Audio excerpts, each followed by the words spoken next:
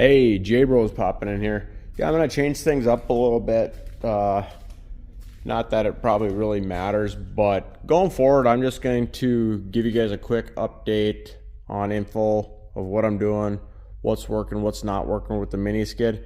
And after I kind of get done chit-chatting a little bit, I'm just going to throw on, each day some random digging and things and stuff that kind of relate to what I'm doing, but I'm pretty much just going to leave it there. That way I can get my information out to you right away in case you just don't want to see the mini skid operate all the time.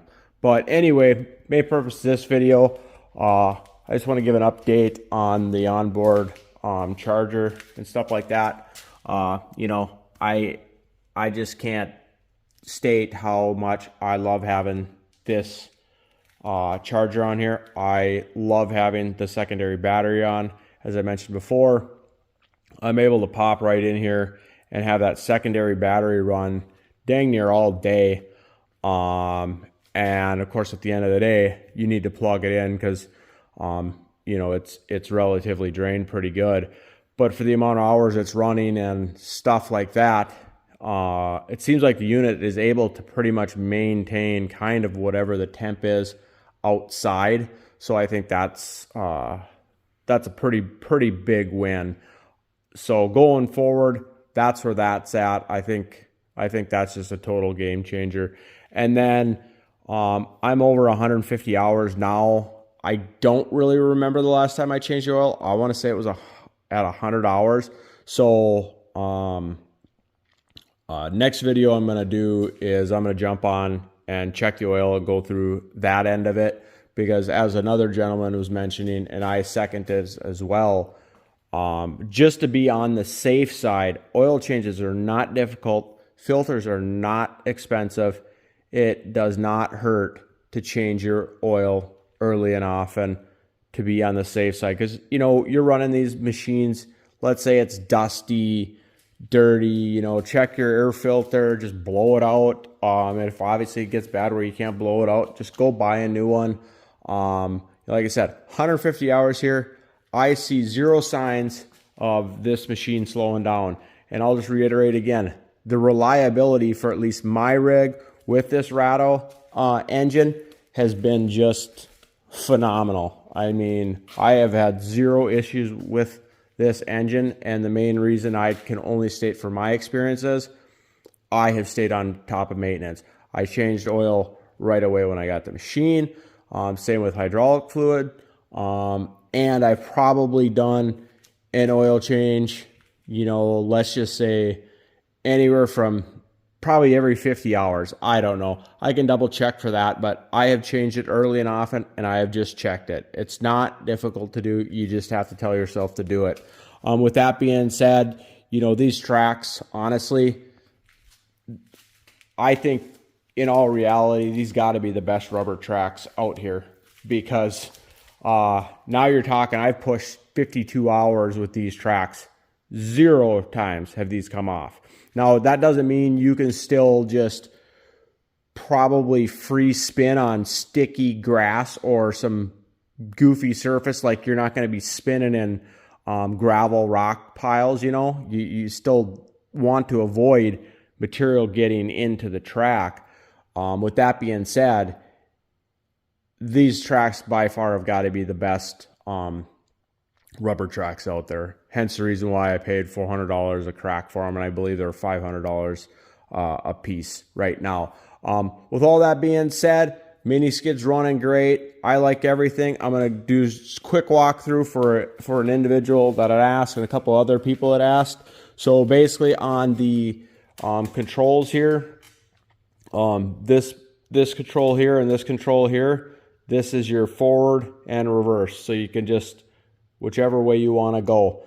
This is bucket lift, bucket up, bucket down. This is bucket curl, bucket down.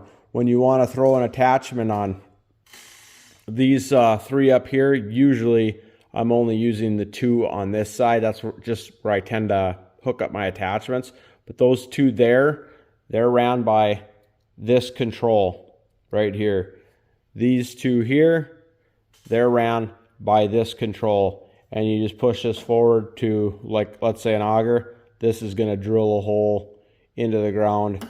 Back is going to reverse your auger, and then much like a 4-in-1 bucket, you know, this here I believe opens it up, and this one here I believe closes your 4-in-1 bucket. So that's just kind of what the controls do.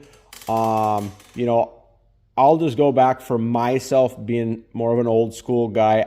I love how these controls work for me. Now, with that being said, if you're looking for high speed and you're trying to get places, let's say like a Bobcat, moving your bucket here and there, yeah, this is not going to be the full-on answer for you. Now, other people have videos out there that have addressed the single pump, one joystick on the one side. You know, I think maybe at some point I might do that. Right now, I just don't have time because I need my mini skid right now up and running. But for me, I guess I just adapted to how the machine is set up and what it does for me, and I just think it's great. But if you have any other questions, feel free to drop that down in the comments below. I'll try to address anything you guys got. But at this point, I'm not saying there's nothing I'm going to be doing with the CRT23 here, but I've got this pretty dialed in, and obviously I've got I got to get on those 25 holes that I need to drill today. But yeah, you know, $30,000-$40,000 rig, landscape outfit had 2 MT 100s on their site, and I had, you know, just down the road at the lake, I had this machine. This machine was doing everything that their machines were doing. That's all I can say. So $7,200 versus $30-40 grand. I'll take this all day for the price difference and what this is doing for me. Yeah, anyway, please like, subscribe, comment down below, stick around if you want to watch the mini run.